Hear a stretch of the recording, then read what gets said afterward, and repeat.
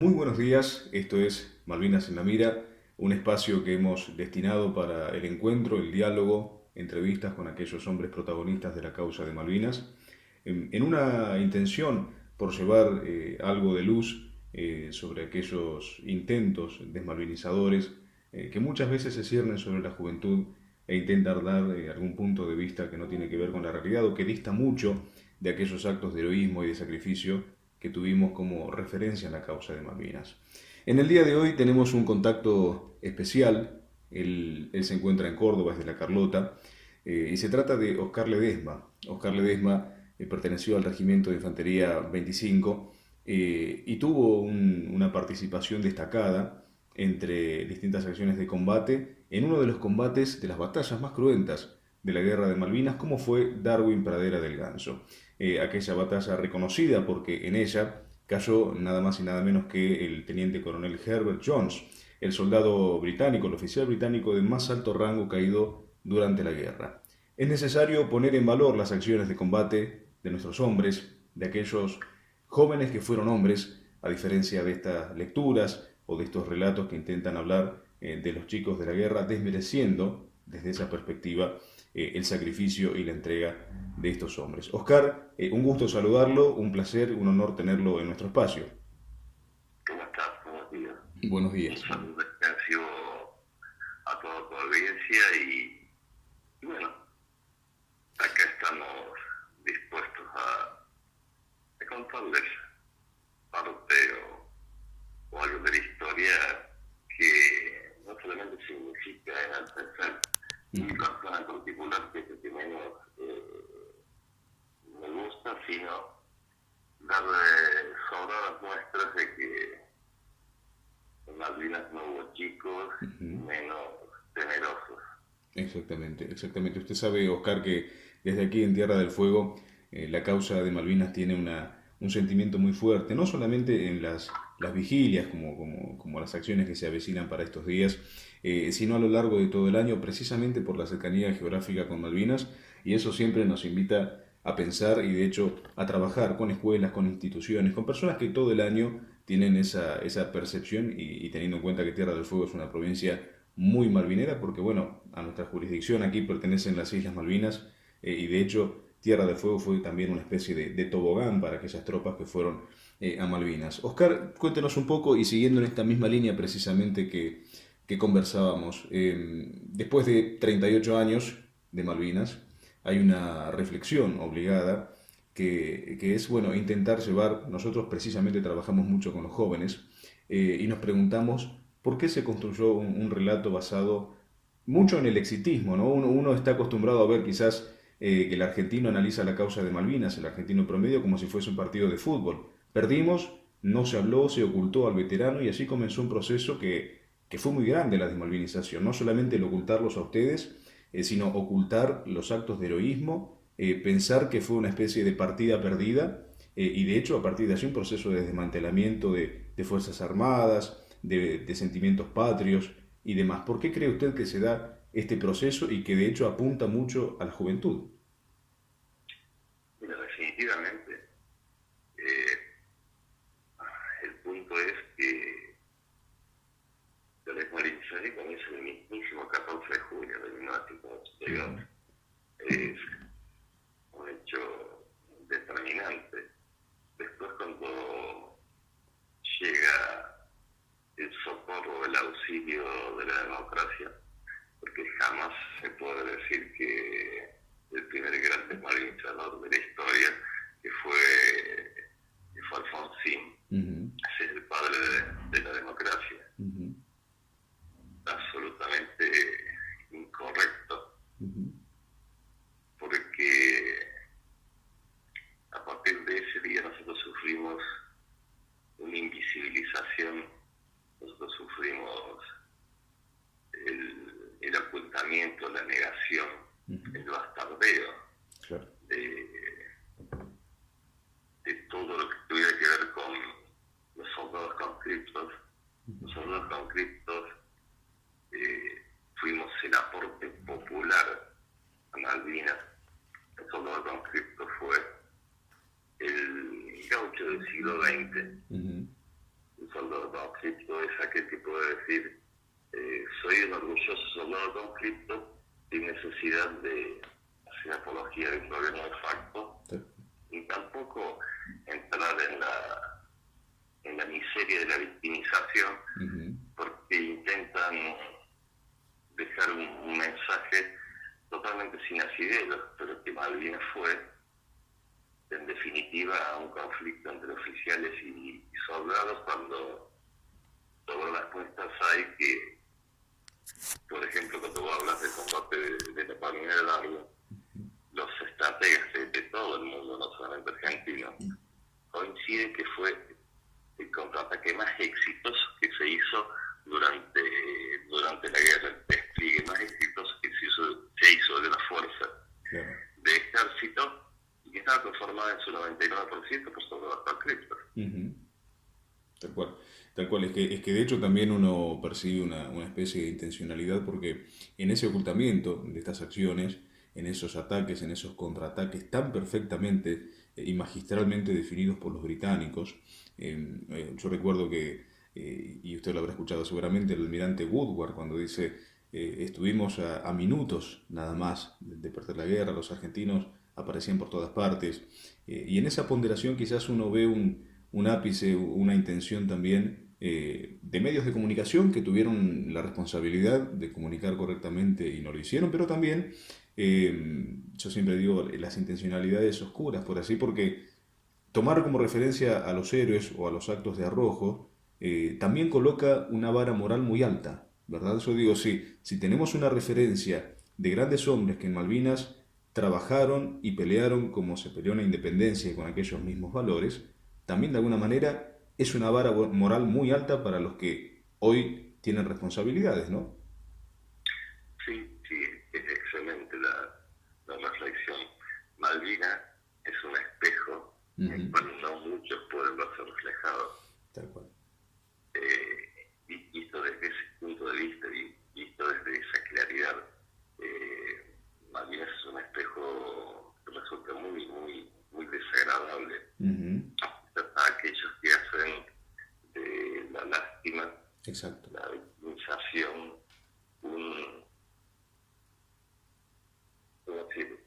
una moneda corriente, digamos. No, pretenden tener el status quo, claro, de haber sido víctimas de la dictadura, y solamente por una cuestión de ser un retorcido humano, porque los derechos humanos no existen, los derechos humanos es una asociación ilícita para estafar al Estado y para estafar a la sociedad, moral e históricamente.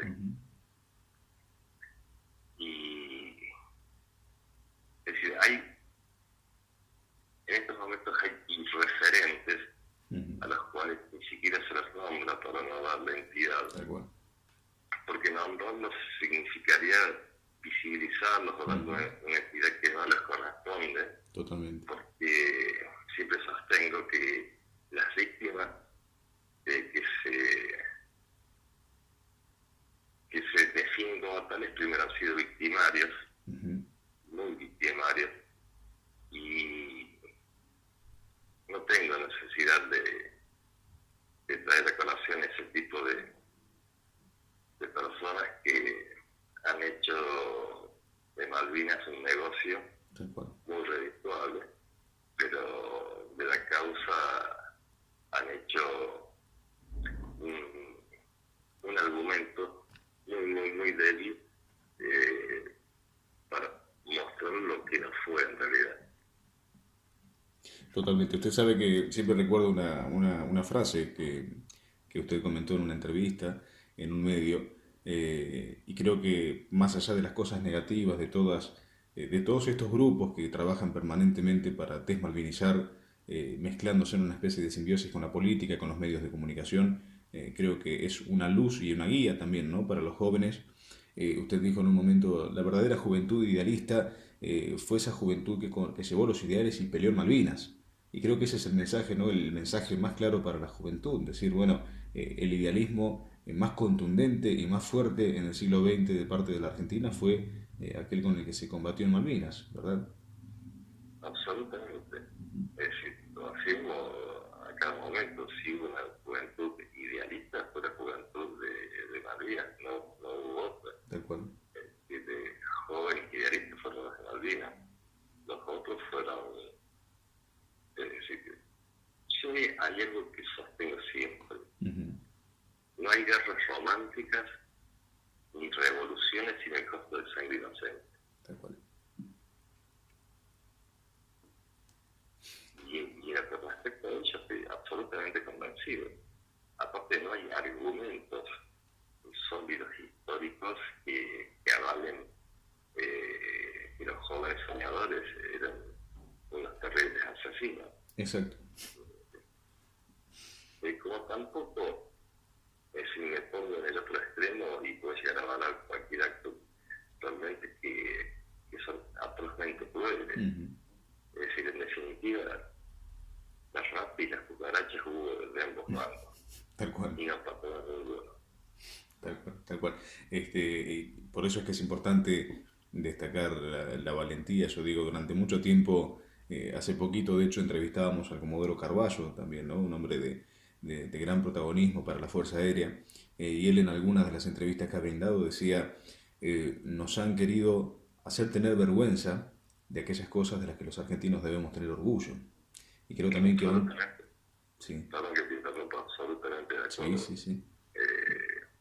Porque siempre relato que en mi derrotero como veterano de guerra en los primeros años, hasta a veces tuvimos que tragarnos el orgullo de ser veterano porque no conseguíamos trabajo. Claro. Es decir, se había armado toda una especie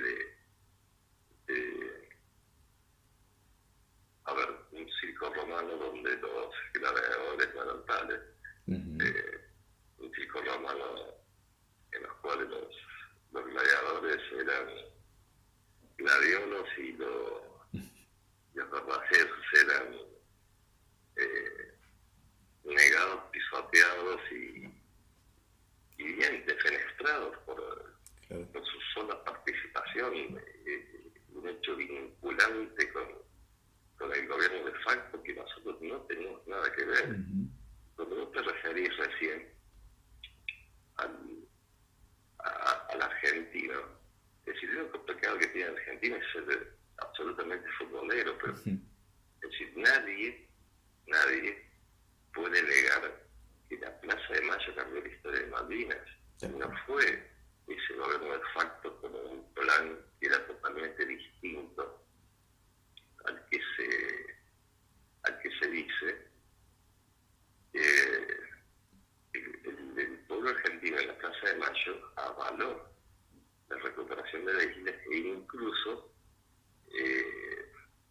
los obligó a que no se dieran marcha atrás y fueron todas, es decir, el famoso que se vengan, si vienen vamos a dar pelea, el Principito y todo ese tipo de cosas que en definitiva se dan muestra de que somos a veces poco serios, que somos muy exitistas y que yo te aseguro que si nosotros llegamos a volver, yo te digo que es una forma casi lírica de decir, si salimos victoriosos, porque era imposible salir victorioso contra alguien que iba a utilizar todos los recursos para no perder, porque ellos no se iban a permitir una derrota. Claro. Incluso ellos ocultaron también muchos hechos por considerarlos que eran demasiado graves a su capacidad, a su entrenamiento, a su profesionalismo y hasta su estatus. Totalmente. El punto de no reconocer y esconder y tratar de diluir muchas acciones en las cuales después con grandes y serios historiadores coincidieron de ambos lados que las cosas no eran como ellos las habían pintado en un momento.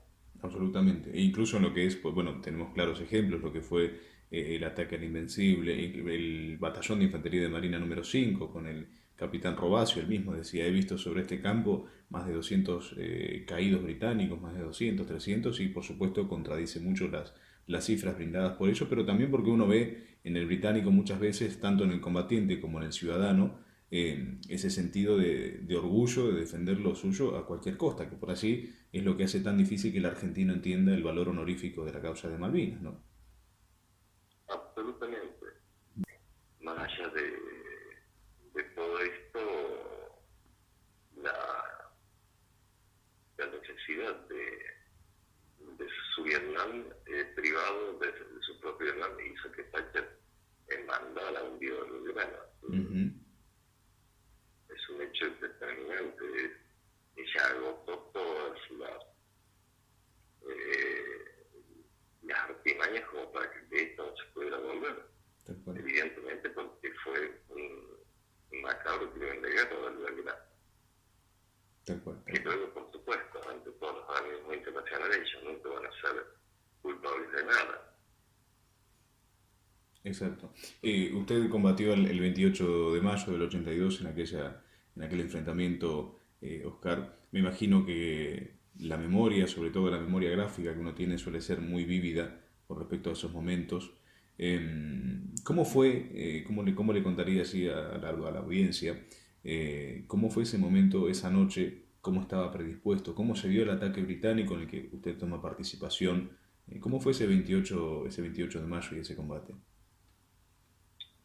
Y esto comienza apenas, se cierra la noche el día 27, Ujú. porque ella tenía un plan que decía el 27 estamos tomando el té en Dublín, Claro. que era el último bastión. Ujú. Ya ese 27 había entrado la noche y ellos seguían tratando de doblegar el regimiento 11 de infantería en los combates también de Crislo, House, y estaban avanzando sobre lo que era la colina de Darwin. Ujú. ¿Y por qué? Porque ellos necesitaban ese pequeño valle para seguir avanzando, porque sabían que todo lo demás estaba minado.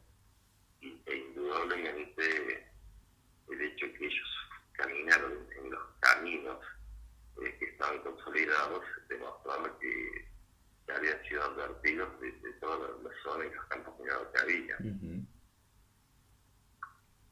Llegado, nosotros desde la escuela de Darwin veíamos a escasos 4 kilómetros como las trozadoras diminuidas en las bengalas y todo ese tipo eh, De despliegue. ese pedantesco Claro. espectáculo lo veníamos siguiendo parados desde al lado de las ventanas Ujú. en la escuela de Darwin, que en algún momento fue nuestro hogar hasta el 1 de mayo. Aquí quiero destacar que hubo una persona muy importante en esa decisión, Ujú. que fue el padre Santiago Mora. Ujú. El padre Santiago Mora es el que estaba con nosotros, de Villa Piaggi, y la única sección preparada física y moralmente era la sección de Esteves para hacer ese contraataque. Claro. Y nos envían nosotros, y nosotros vamos hacia el frente alrededor de las 4 de la mañana. Ujú. Llegamos hasta la base de la colina, nos desplegamos y ahí en un episodio que no fue confuso, digamos que venía avanzando un batallón por la costa y no sé si un cabo, un sargento, un suboficial del regimiento 12 dijo: no se preocupen, esto que es tropa, y los mandó a tomar contacto, Ujú. perdón. Eso y comenzar el fuego fue casi al unísono. Claro. Y ellos comenzaron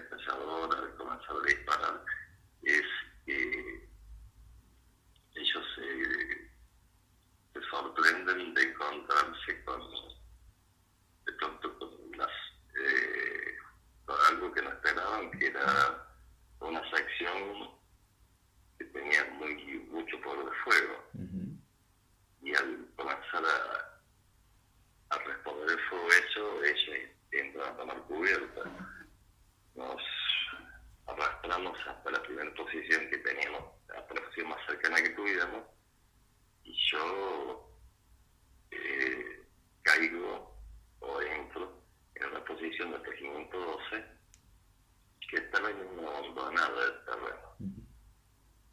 Cuando me instalaron con mi ametralladora, eso la hizo prácticamente invisible durante todo el combate, Claro. porque nunca pudieron determinar dónde estaba esa ametralladora.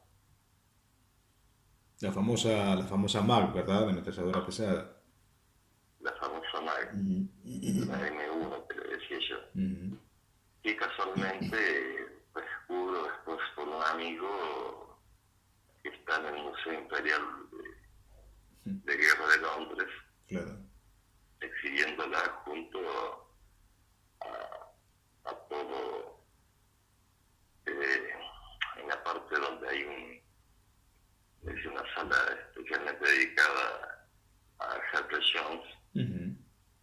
Esa MAG está en el Museo Imperial de Guerra. Esto es importantísimo, ¿no? Para la audiencia, pensar la ametralladora con la que usted como soldado, como conscripto, Oscar Ledesma combatió, está en el Museo Imperial allí en Londres, ¿no? Es decir, bueno, el lugar reservado al testimonio del combate de los argentinos está allá también.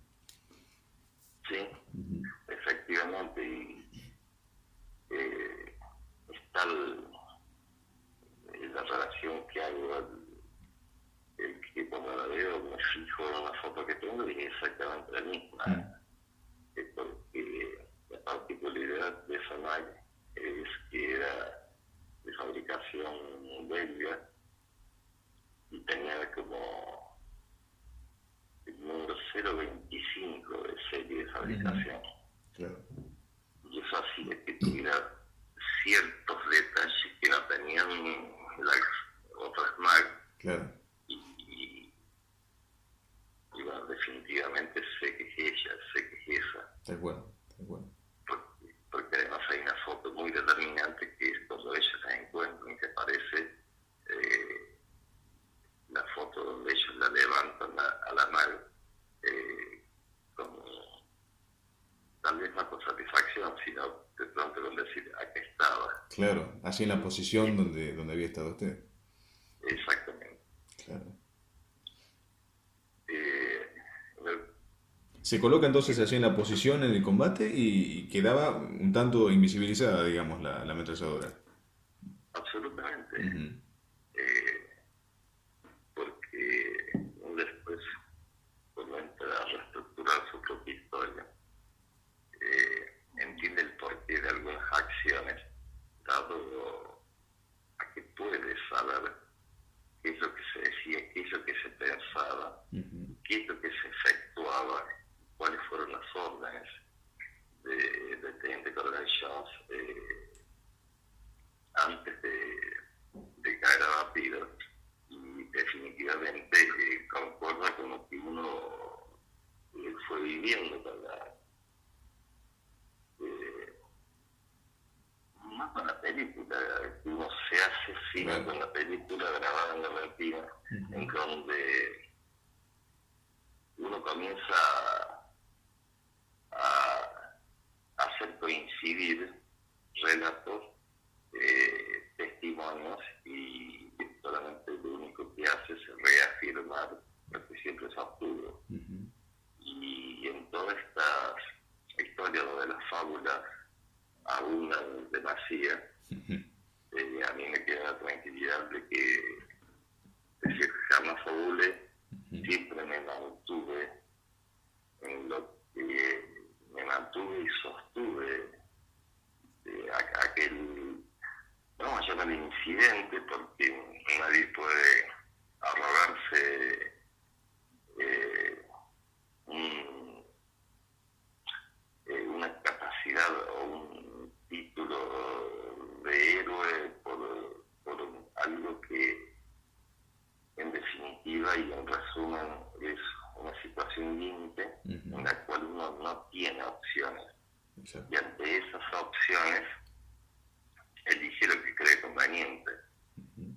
Eso hace que uno puede llegar a estar en paz con su conciencia. eh, Siempre sostuve que apretar el gatillo es fácil, lo difícil es convivir con ello el resto de tu vida. Absolutamente.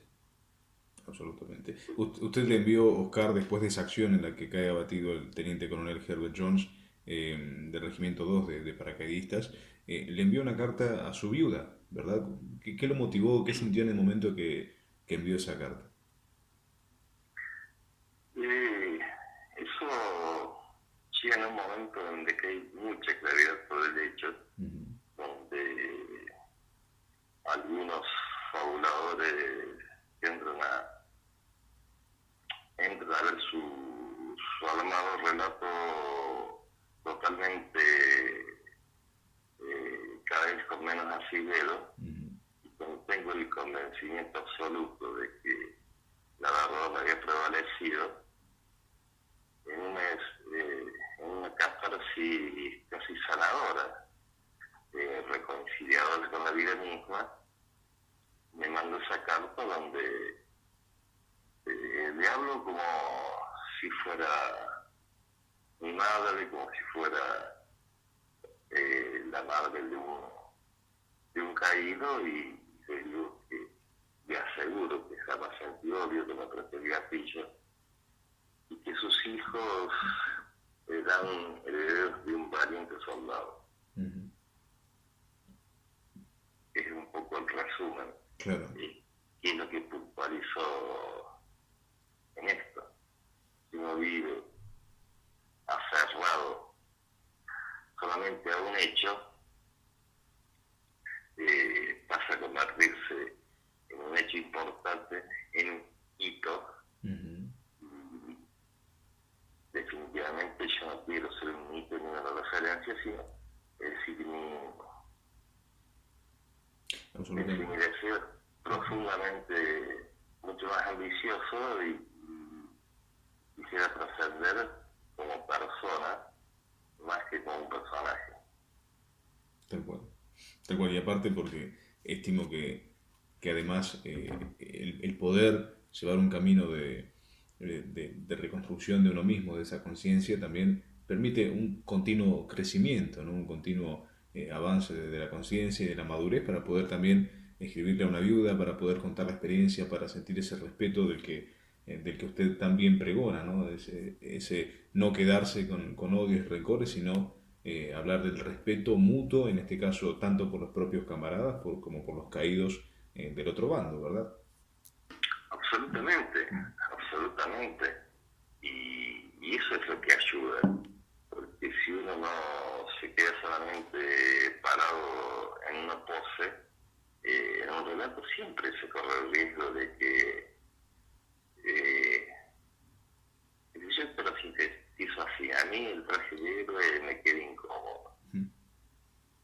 Me queda incómodo por dos razones. Primero, porque es demasiado ajustado. Y segundo, porque se corre el riesgo de empezar a inflarlo el traje con mucho ego, Claro. y en algún momento ese ego te va a hacer reventar el traje y vas a quedar desnudo y con el ego desparramado por el piso. Tal cual. ¿Qué siente cuando escucha esta frase de los chicos de la guerra? ¿Qué le provoca esa expresión al respecto? Mira, yo te voy a responder con una aseveración, pero no mía, Ujú, sino de los paras. ujú, Los paras lo primero que hacen, porque si hubo algo que fue el muro moral de Malvinas, fue el combate de Darla. ujú, A raíz de ello, nunca volvieron a atacar Leguía. A raíz de ello, los paras les avisan a la Guardia Escocesa, y les certifican ni chicos ni cagones. ujú. Definitivamente y Contundente, contundentemente así. tal cual. Entonces, cuando yo, de pronto a veces, si quieres saber cuál ha sido tu desempeño, pregúntale a tu enemigo. Totalmente. Y ellos lo grafican de esa manera. Ujú, Incluso hay y que no es una historia, hay un relato que es verídico, lo que ocurre con Zeneldin ujú, y un alto oficial inglés, después de la rendición, cuando Zeneldin estaba encargado de la evacuación de todas las tropas, se ponen a conversar, y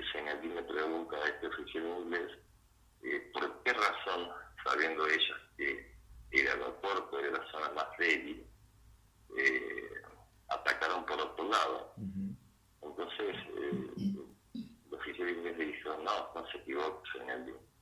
Nosotros sabíamos de sus comandos especiales, sus comandos tipo Ranger, porque en Malvinas nos ocasionaron muchísimas bajas. Señor Lee Namibia dice, comandos tipo Ranger, no, hombres de 18 años entrenados por mí. Qué tremendo, qué tremendo. Que de hecho los confundían también por las boinas, ¿verdad? Exactamente, Ujú. exactamente. Ya que esa compañía C, que se conformó para la recuperación de las islas, fue la única sección de ejército que participó en la recuperación. Tuvo el privilegio, ya que el Fortín le pidió a Busser y podían ir con las boinas, ya que era un comando y quería que sus secciones, sus grupos, sus hombres, en vez de casco usaran boinas, hecho que accedió Busser y eso también los confundió muchísimo. Claro.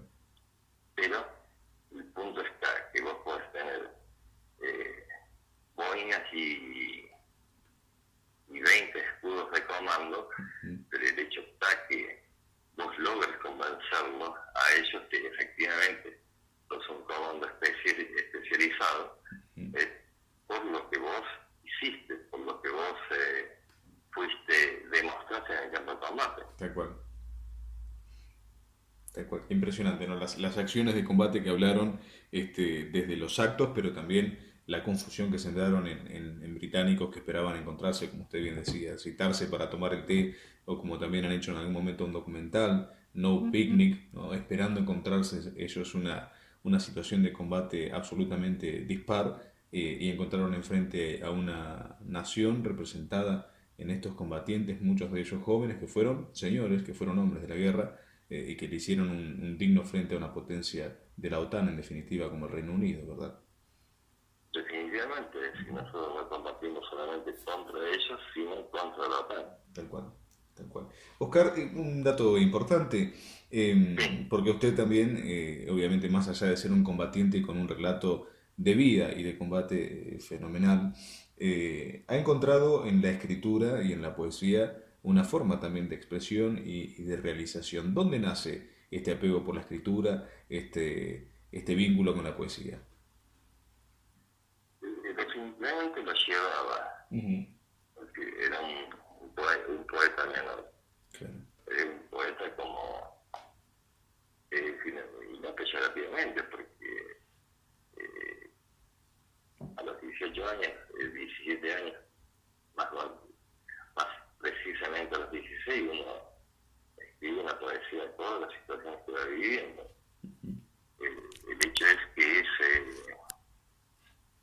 ese poeta se graduó en una guerra Ujú. y uno es un locutor muy inteligente, un hombre muy preparado.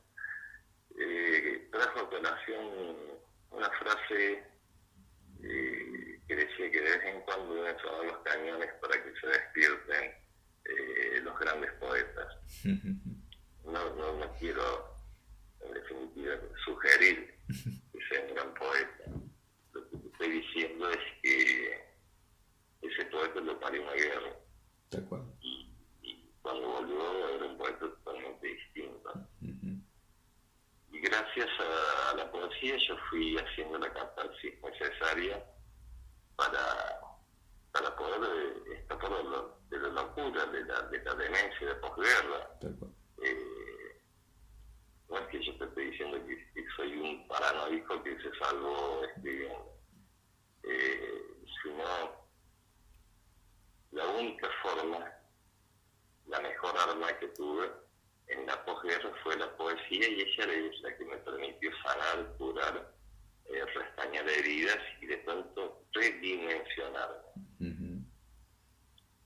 Un reencuentro, digamos, con uno mismo, sanando y como una forma también, entiendo, de catarsis, de autoexploración, ¿no?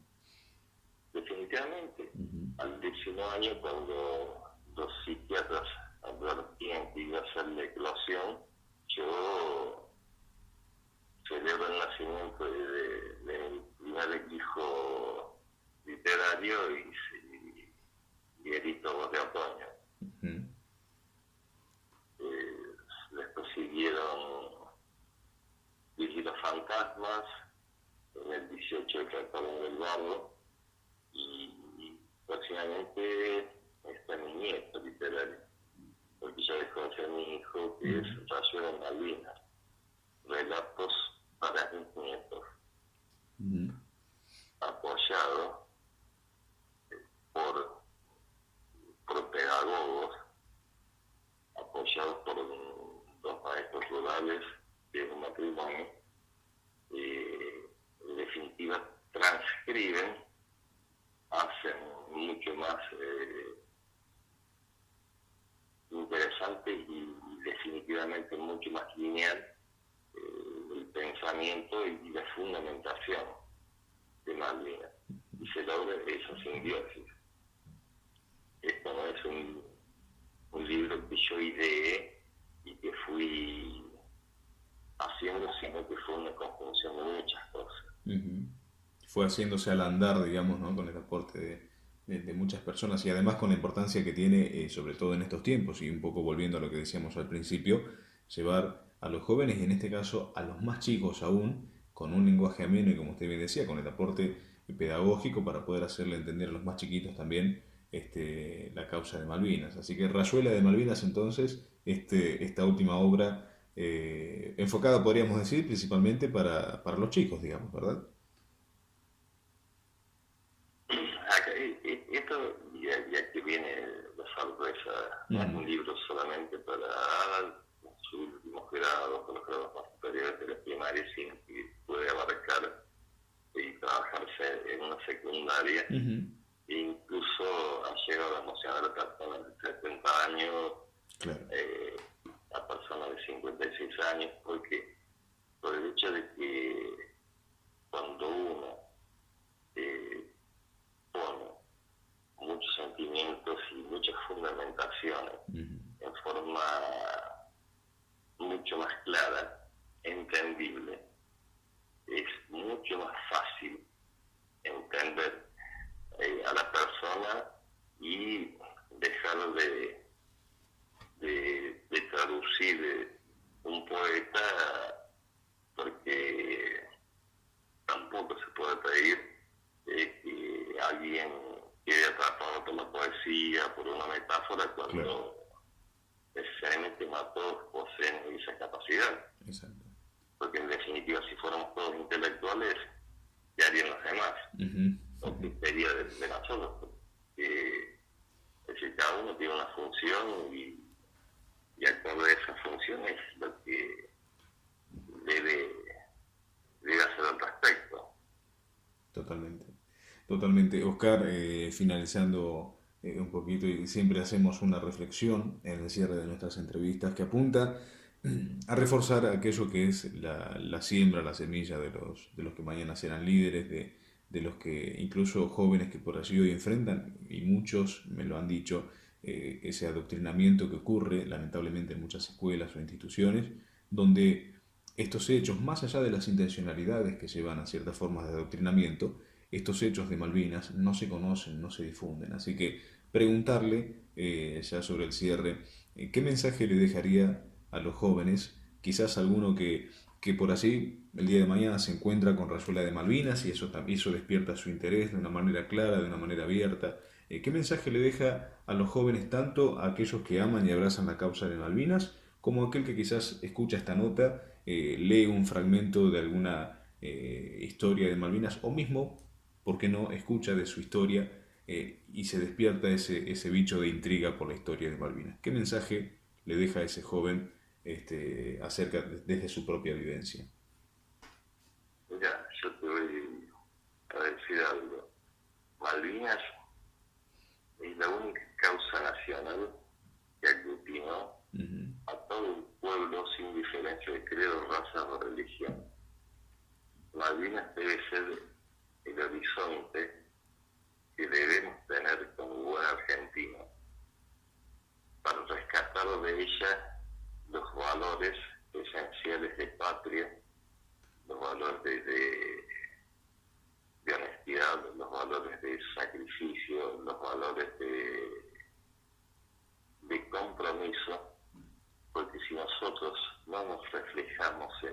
valores, definitivamente estamos condenados como sociedad a ser una colonia.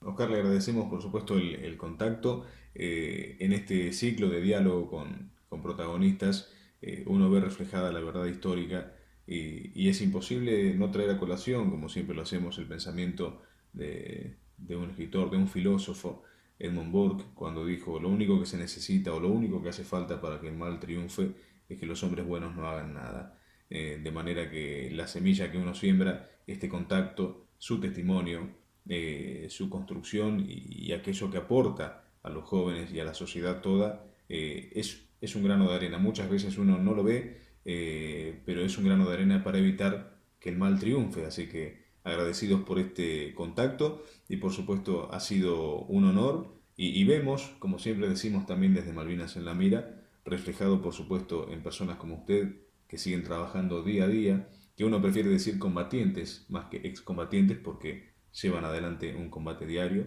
Vemos reflejado en ustedes el espíritu sanmartiniano, el espíritu de lucha y el espíritu precisamente de los valores esenciales. Así que desde ya en ese sentido, muchísimas gracias, Oscar.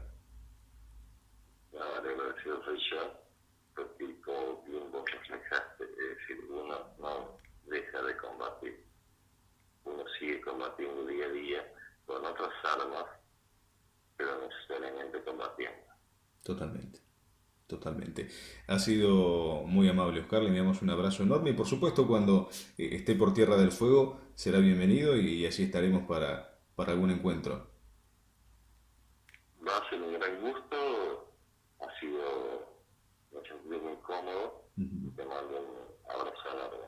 Por favor, muchas gracias. Ha sido Oscar Ledesma una historia singular, un combatiente de Malvinas, recordado, muy reconocido por los ingleses, por supuesto, en aquella acción de Darwin en 28 de mayo de 1982, uno de los combates más cruentos, una historia muy singular, un gran combatiente y además un poeta, un escritor con un mensaje muy didáctico, muy pedagógico y por supuesto una labor que se sigue llevando día a día en su responsabilidad y en ese, como él definía en un comienzo, en un momento, autoexplorarse a través de la escritura. Ha sido Oscar Ledesma en su paso por Malvinas en la Mira y un mensaje elemental acerca de los valores esenciales de la patria. Será hasta el próximo encuentro con este diálogo que tenemos con protagonistas.